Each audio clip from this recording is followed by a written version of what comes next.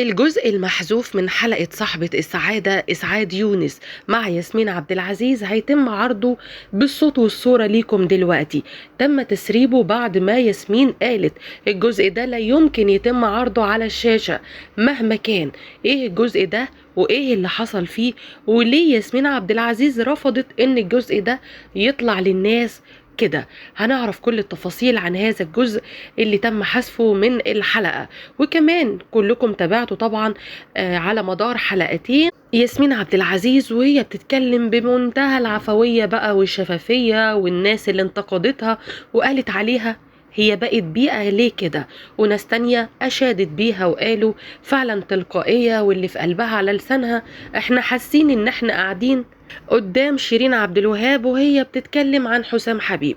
حرفيا فعلا ياسمين عبد العزيز كان باين عليها قوي حبها الكبير لأحمد العوضي، وهو كمان بيحبها، بس يمكن كانت مزوداها حبتين او واخده الموضوع ببساطة، او يمكن زي ما قالوا ان ده كل المكتوب ده وكل اللي تم تصويره كان متفقين عليه علشان الحلقة تبقى بالشكل ده، وانها تطلع وتقول كل ده وتبكي وتقول لسه بعشقه، وكمان تقول انا عايزة الجزء بتاعت المسلسل بتاعهم اللي ملوش كبير لما قالت بحبك يا خديوي. بس اللي حضراتكم شفتوه هو مش كل حاجة، في حاجات تم حذفها وده برغبة كبيرة من ياسمين عبد العزيز.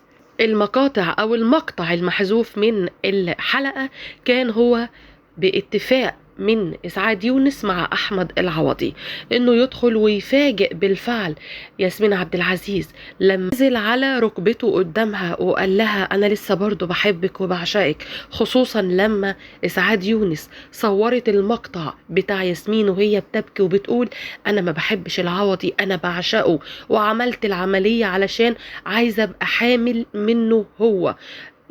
طبعا اسعاد يونس بعتت المقطع ده لاحمد وهو في الفور جاء الحلقه، وكانوا عايزين الحلقه تمشي في مسار تاني خالص، ان احمد العوضي يجي ويصطفوا مع بعض ويقعدوا ويكملوا الحلقه سوا. لكن اللي حدث ان احمد العوضي فعلا جالي ياسمين وفعلا اعتذر ليها وقال لها انا كمان بحبك واكتر منك وعمري ما هتنازل عنك. لكن ياسمين عبد العزيز رفضت ان المقطع ده يتم تصويره، وقالت لما هتجيلي انا منتظراك في بيتي، انا منتظراك نقعد ونتكلم بمنتهى الاستفاضة ونشوف الناس اللي دخلت في حياتنا وفرقتنا ونبعدهم عننا. عشان كده الحلقة كملت في اتجاه بقى المطبخ والفسيخ والرنجة.